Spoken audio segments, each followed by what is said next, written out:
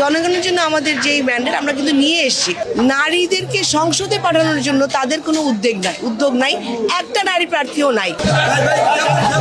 ঢাকা 14 আসনের আমি বাংলাদেশ জাতীয়তাবাদী দলের হয়ে আগামী ত্রয়োদশ নির্বাচনের প্রার্থী।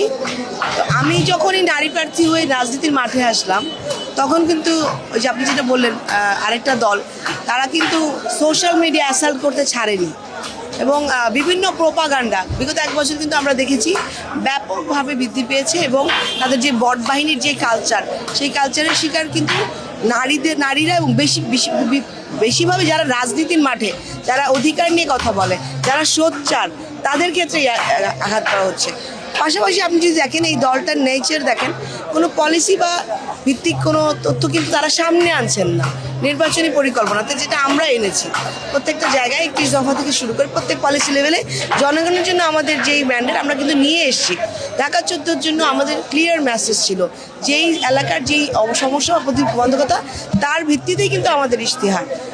আরেকটা দেখেন, নারীদেরকে সংসদে পাঠানোর জন্য তাদের কোনো উদ্যোগ নাই, একটা নারী প্রার্থীও নাই।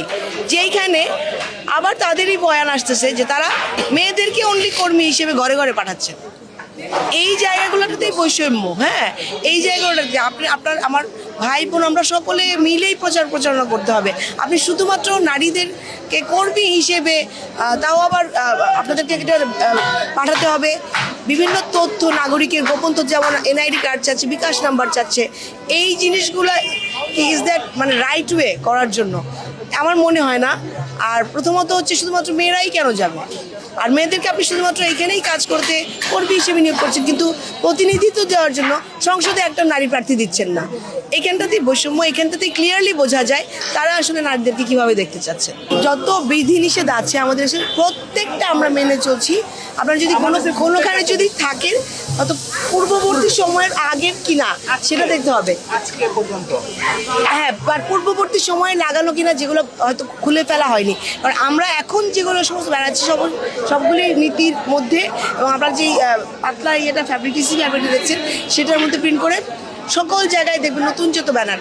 পূর্ববর্তীতে অনেক জায়গায় অনেক প্রচারণা হয়েছিল, সেখানে 1-2টা কি রয়ে গেছে কিনা সেগুলো আমাদের দেখার ব্যাপার। জুলাই অভ্যুত্থানের পরে অনেক বড় একটা অংশ কিন্তু তরুণদের জন্যই কিন্তু নির্ধারিত। স্বপ্নটা যেন তাদের বাস্তবায়ন হয়, যে স্বপ্নটা আমরা গ্রাফিতির গুলো দেখেছিলাম, তাদের যে আত্মত্যাগের পরে কিন্তু আমরা এই চিন্তা এখন আমরা চেষ্টা করে যাচ্ছি একটা গণতান্ত্রিক রাষ্ট্র রূপ দেওয়ার জন্য। তো সেই জায়গা থেকে তাদের জন্য শিক্ষার পাশাপাশি বিভিন্ন প্রশিক্ষণের ব্যবস্থা করা, বিভিন্ন ভাষা শিক্ষার ব্যবস্থা করা, যদি অন্য কোনো দেশেও তারা কাজ করতে চায়। এই দেশে কাজ করার ক্ষেত্রে সরকারি প্রতিষ্ঠানের পাশাপাশি বেসরকারি যে সংস্থাগুলো আছে সেগুলোর মধ্যে একটা সংযোগ স্থাপনের মাধ্যমে যতটা সম্ভব কর্মসংস্থানের যে অভাব, সেই জায়গাটা যেন আমরা ঘুচিয়ে আনতে পারি।